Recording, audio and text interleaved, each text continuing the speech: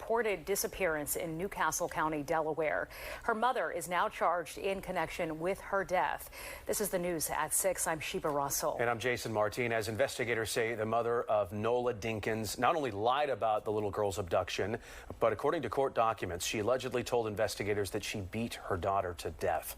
The 911 call shattered the quiet evening of June 10th, 2025. A mother's voice trembling with manufactured terror as she screamed into phone, "They took my baby." A man just grabbed Nola at gunpoint.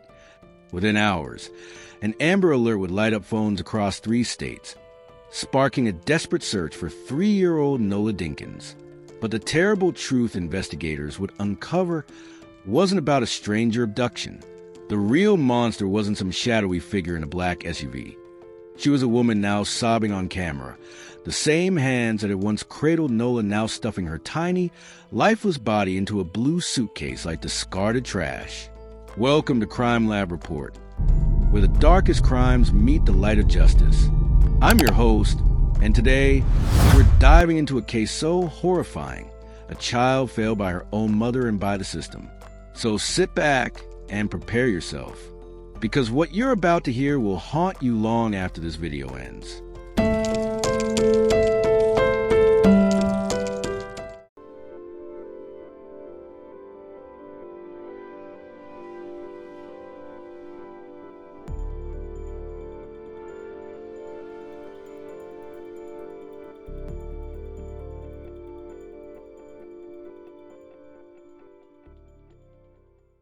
Nola should have been safe that summer. Just weeks earlier, her father had kissed her goodbye after their first visitation weekend, promising to see her again in July. The bright-eyed toddler with curly pigtails had giggled as she showed him how high she could swing at the park. There was no warning in those final moments together, no hint that Nola's mother, Darian Randall, would soon become the architect of her unimaginable suffering. The cracks in Randall's story appeared almost immediately. Surveillance footage showed her alone at a gas station at the exact time she claimed to be accompanying Nola on the roadside. Her description of the supposed kidnapper kept changing. First he was white, then Hispanic, then wearing a baseball cap that suddenly became a hoodie. But the most damning evidence lay hidden in plain sight back at Randall's Maryland home, where neighbors would later tell police they'd never actually seen the little girl playing outside.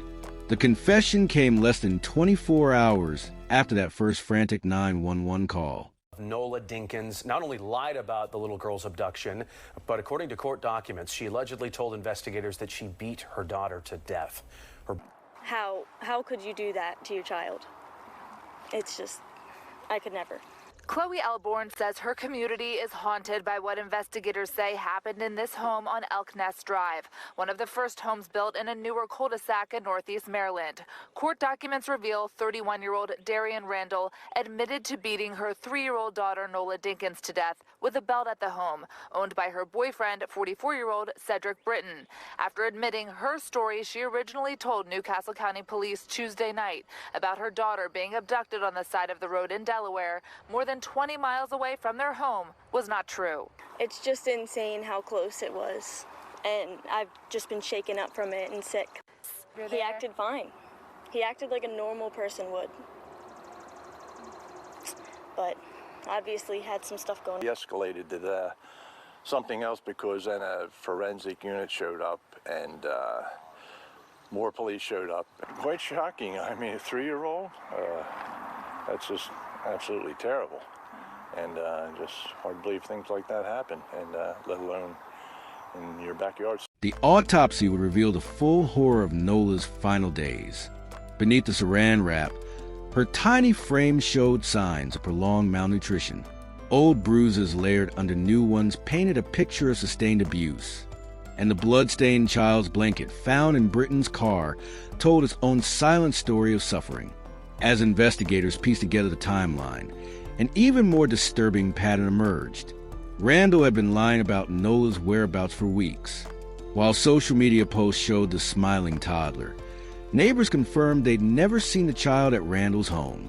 The Amber Alert had been nothing but a sick charade, a calculated distraction from the terrible truth Randall had been hiding behind closed doors. Yesterday evening, after the Amber Alert was issued for a 3-year-old Nola Dinkins from Newcastle County Division of Police, after the mother reported her kidnapped in Newark, Delaware, an intensive investigation was immediately initiated. Maryland State Police from the Northeast Barrack, as well as our Criminal Enforcement Division Northern Region, assisted in this investigation with the information that the 3-year-old lived in Cecil County with her mother. Information gleaned throughout the investigation revealed that the initial report provided by Randall was false and that Amber Alert was subsequently canceled. Information that was gleaned through the investigation of Maryland State Police Homicide Unit led to human remains found in a vacant lot today at 1:45 p.m. in the northeast region of Cecil County. Maryland State Police Homicide Unit is continuing this investigation and is leading it with the help of our federal partners at the FBI as well as our police partners in Delaware. And at this point, I do not have any identification on the human remains, but they are consistent with those belonging to a child. And that is all the information I really have for you at this point. Have authorities ever been called to that home before? I don't know the answer to that question.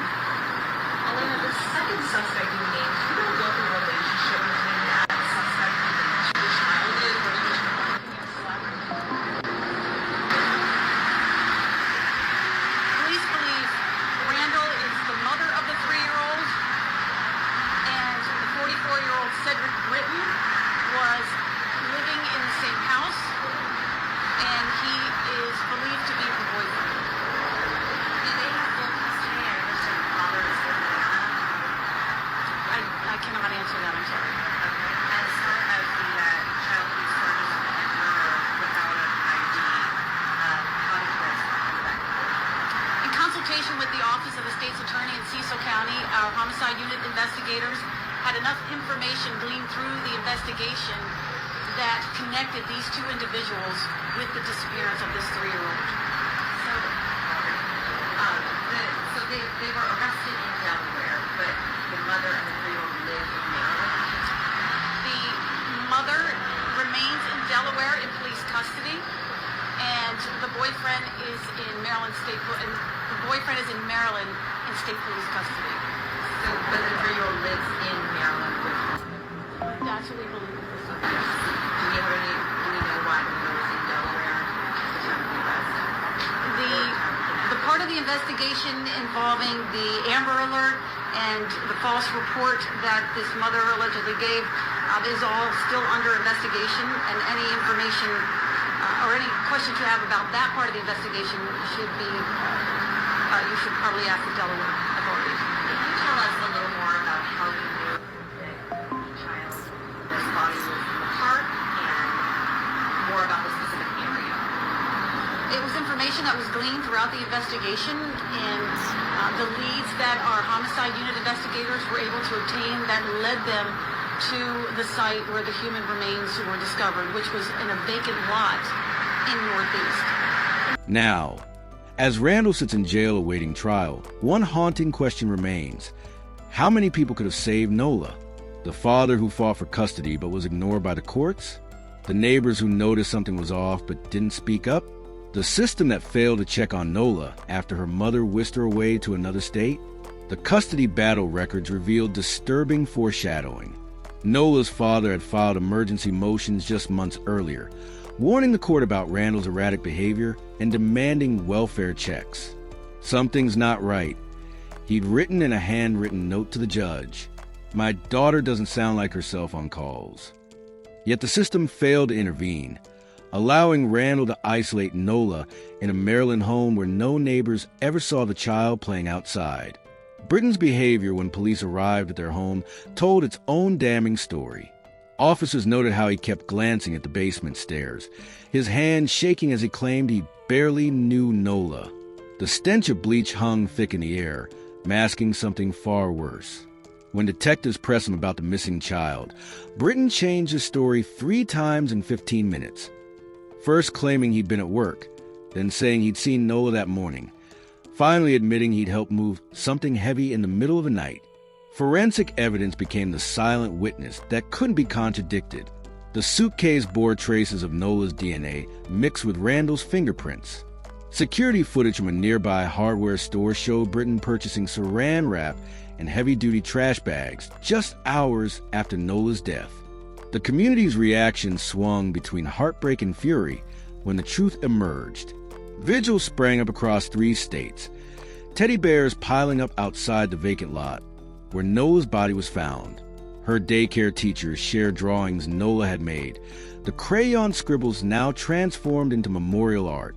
Meanwhile, protesters gathered outside the courthouse, their signs demanding justice. How many red flags were ignored? And protect our children, not abusers. As the case moves toward trial, investigators continue uncovering darker layers. Financial records show Randall had taken out multiple life insurance policies on Nola in the months before her death.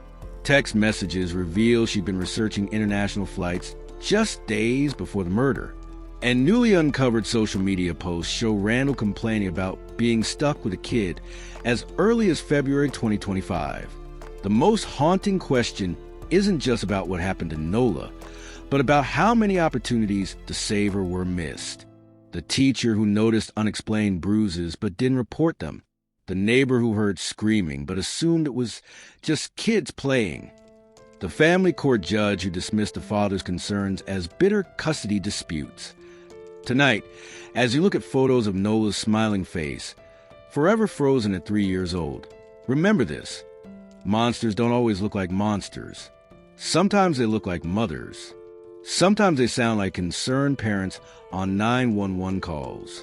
And sometimes they get away with it far longer than they should because good people assume someone else will speak up. Rest in peace, Nola Bear. Your life mattered.